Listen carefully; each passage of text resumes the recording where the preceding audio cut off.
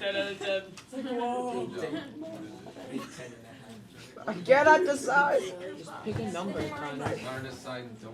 You could just go home and buy yourself a pizza. I feel like it's gonna be Jacob, and he's not even. I'm poor. My mom owes me money, so There's no pizza today. Okay, so Okay? He's not here, so he can't say otherwise. now, excuse me. I was disappointed in the quizzes. The prior class is doing way better than you guys. They probably have half the class getting 100 already. Just about everybody else is getting 75s. This class is not like that. So, let's go through these questions and make sure we understand them. And then we'll start working on some of the pretest questions. And we will get as much done as we possibly can during the period. All right? So, boys.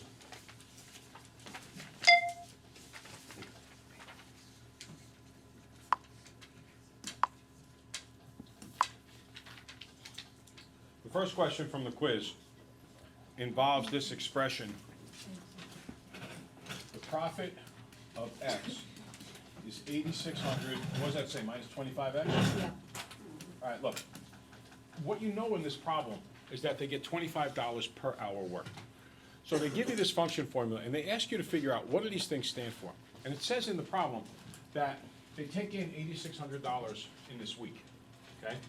And then they said there's one employee, and you pay the person $25 an hour. So 25X is going to amount to the amount of money you actually pay the person who works for you. Let's say that you worked for 4 hours, and your pay was $25 an hour. How much would you make? $100 an hour. Now, let's say it works like this.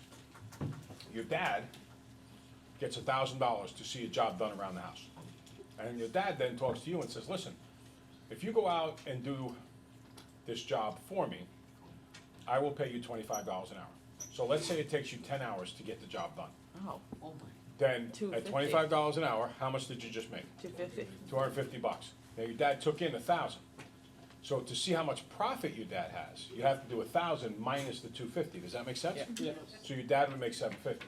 So this is like the amount of money that was taken in the week, 8,600. And this is the amount you have to subtract because it has to be paid to the employee. So if you look at the choices, it says, what does the 8,600 stand for? The 8,600 stands for the amount of income in the week, because it is from that that you take away what the employee made. Okay? Any questions? Kelly? What if that person like works really slow and like? Well, that's the classic argument is whether you get paid for the job or you get paid for the argument. Some people prefer to hire people and pay them by the hour. Other people prefer to hire people and just pay them for the job. And then if you pay them for the job, you don't care how long it takes them as long as the job's done right. If you pay them by the hour, sometimes people will milk the job and take longer to get it done. But in so doing, they'll often pay attention to very little details because they're getting paid to pay attention to the details. Whereas the other people might say, well, listen, I'm just paid to get the job done, so I'm going to rush through the job. And that way, I get more time off with the same exact amount of money. So there's flip sides to both of those. Okay, next. From the quiz was a question about solving a particular inequality. And this is one of the big separators between you guys and the other class. The other class did much better on this than you did.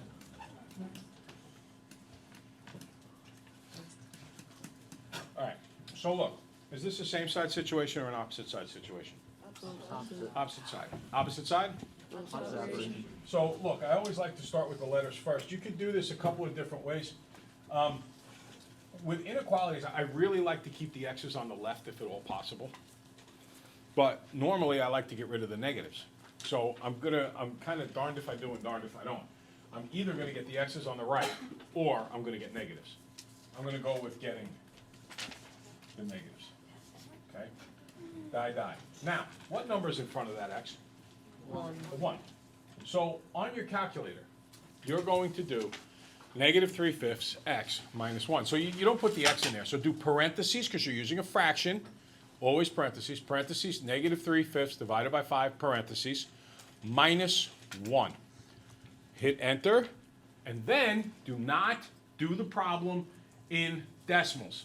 Do math, enter, enter, and you should get -8/5. X is greater than 4. Did you get that? Everybody's got that, right? No. Can you I explain put it in one wrong, more that's my fault. When you put this into parentheses, ready? Cameron, you got it? You want to show how to do it? Go ahead. Now. All right. Now the problem is the 5. So the next thing I'm going to do is subtract the 5. Die. And I get -8/5 x is greater than -1. Now, ordinarily, we would teach you a more advanced way of doing this. What we would do is multiply both sides by 5 over -8, because we're going to divide by -8/5. And when you divide fractions, you flip and multiply. I hope you remember that from when you were a wee little 6th grader. Die. Now, on your calculator, just do -1 divided by, parentheses, -8 divided by 5, parentheses. And when you do that, you will get 5/8. Yep. Okay? Yep. Notice what I also did. I switched the symbol. What do you do anytime operating with an inequality? You multiply or divide by a negative? Switch the Switch the sign. Remember, you're negating everything. You're negating the -8/5 to make it a positive x. You're negating the -1, makes it a positive 5/8. You're also negating the sign. The negation of greater than is less than. Okay? So, I don't think that's hard. I really don't think that's hard. And if you are getting it wrong, knowing your potential for intelligence, I believe it's because you're not focused and you're not giving it the attention it deserves. Because I think if you do that, between the fact that you're bright and the fact that the calculator does all of the work that has any difficulty to it for you, we should not be having a problem. Now, the next one is, I don't, remember the movie Bambi? Yeah. There's a scene where Thumper's mother goes up to Thumper and says, "Thumper, do you remember what your father said?" And Thumper goes, "Yes." She says, "What did your father say?" And he says, "If you don't have something nice to say, don't say nothing at all." So I'm going to choose to not say anything at all about number 3, because I have nothing nice to say.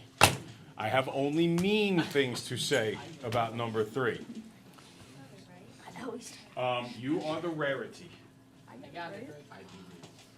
Many people got number 3 wrong. They're making one of 2 mistakes, I think. The first mistake is that maybe they're forgetting how to find area. How do you find area? Look at the note I left Length myself. times width. Look at the note I left myself after realizing what I did wrong. Next, if it's the length times the width, I have to do 5x minus 7 times 3x plus 4. You know 2 ways to do that. One is the box method. Rachel, let's put your knees under your desk. One is the box method. The other way is double distribute. Now, I'm going to do double distribute. Cover up the minus 7, distribute the 5x. Folks, that'd be 15x squared, right? Some papers it only said 15x. And then 5x times 4 is plus 20x. Now I'm going to cover up the 5x and distribute the -7 to both. -7 times 3x is -21x. -7 times 4 is -28. It is always the case with double distribute that the middle terms will be combinable. 15x squared minus x minus 28. And there is my trinomial answer. I don't think that's hard. I think that's pretty direct, pretty straightforward. Study it tonight. Make sure you can nail it tomorrow. If you have any questions, this video is going up on, you know what I mean, Thursday. The video is going up on the website to help you use it to your advantage. And the next part, I don't really have to say too much about, or I should say write too much, we can talk about it. Price of admission to a carnival is $4.25, and each ride costs an additional 79 cents. So what am I going to multiply the rides by? The 79 cents or the $4.25 to get in? 79 cents. So immediately that crosses off choices 1 and 2. Because in 1 and 2, the r is being multiplied by the 4.25. So then the question is really pretty simple. The only difference between choice 3 and 4 is, can you get 9 rides out of it, or can you get 10 rides out of it? So if you want, it's as simple as this. Just take the 79 cents, multiply it by take the 0.79, multiply it by 9 rides, and add 4.25, and see if you're less than $12. And then do the same thing and see if you're less than, with 10 rides, and see if you're less than $12. Whichever one of those goes right up to $12 but doesn't cross it is the maximum amount of rides you can get. You could also do 12 minus 4.25, which is 7.75, and then divide it by 0.79. And that would also give you the result. Okay? So that's your quiz questions. Most people got number 4 right. I'm not too worried about number 4.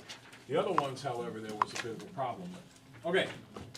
So, the first question I'd like to go over from your pretest is question number 6.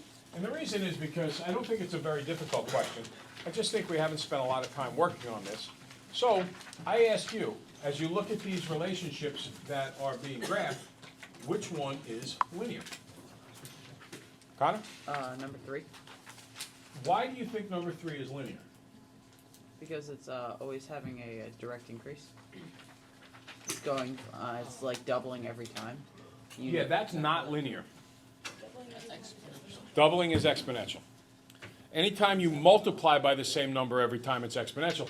So Connor has given us the answer to which one is exponential. Yes, go Connor. Okay? All right. Now, let's take a look, and I go back to my question about which one is linear. Rach? 4 is linear. How did you know that 4 was linear? It's just going up at like a steady pace. The key is it's a constant difference. It's always going up by the same amount. What's it going up by here? 5s. And just to be careful, we don't want to be tricky over here. 1, 2, 3, 4, 5. So this is going up by 5, this is going up by 1. It has the same slope for all of the points. It's 5 over 1. So yes, this is linear. Now I need to know which one is quadratic. Connor? 1. 1 is quadratic because if you notice the symmetry, they pair up around the middle point. So choice 1 is the quadratic one. So what's going to happen on your test on Friday is it's going to say which one of these is, and it's not going to ask for all of them. It's going to ask for either quadratic or exponential or linear. But it wants you to be able to recognize from a table which one is which. Go ahead. 2 is absolutely nothing. Yay. All right. Up over here. First time today I screwed that up. All right, next up. Just us. Stupidity for you. What was the next one I wanted to do? 11 was the next one I wanted to do. Good. Todd.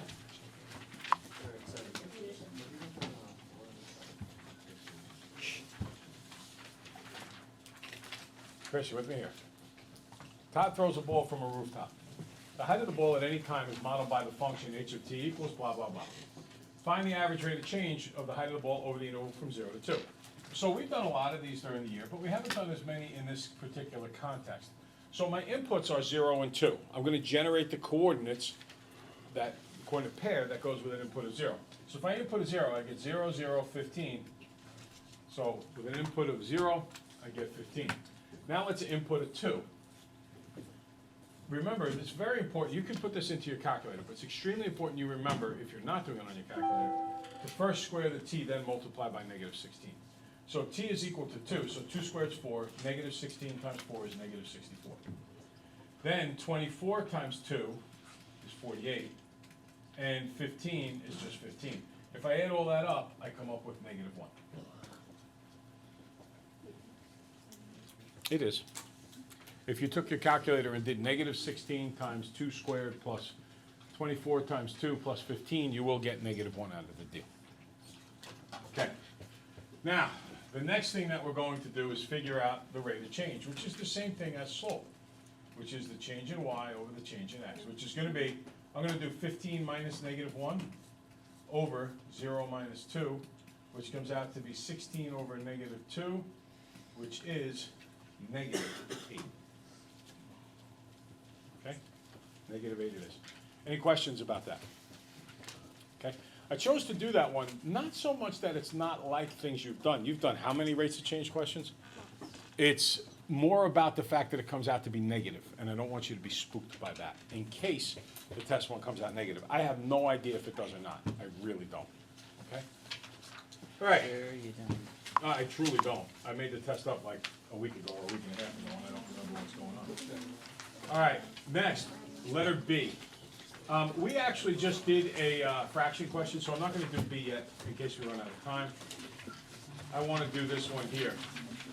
Mr. Golden is ordering shingles to roof a house.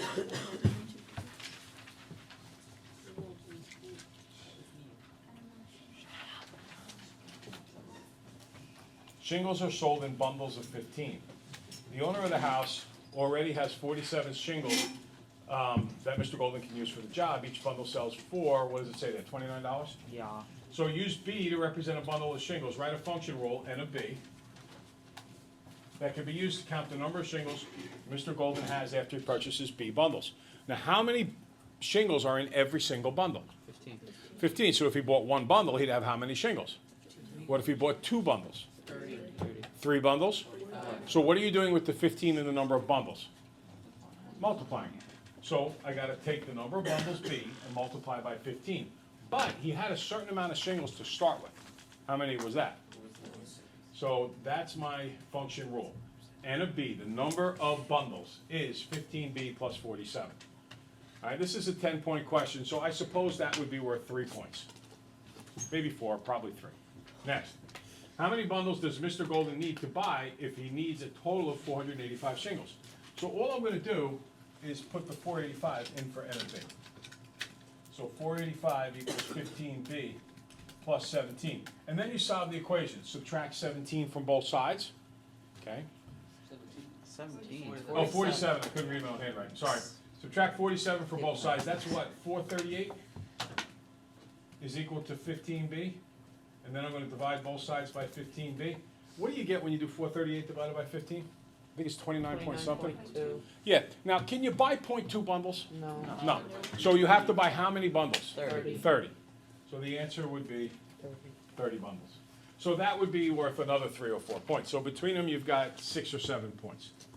Then it says Mr. Golden plans on paying his labor force, 5 men, $175 each for the job. He needs to rent a dumpster for $215.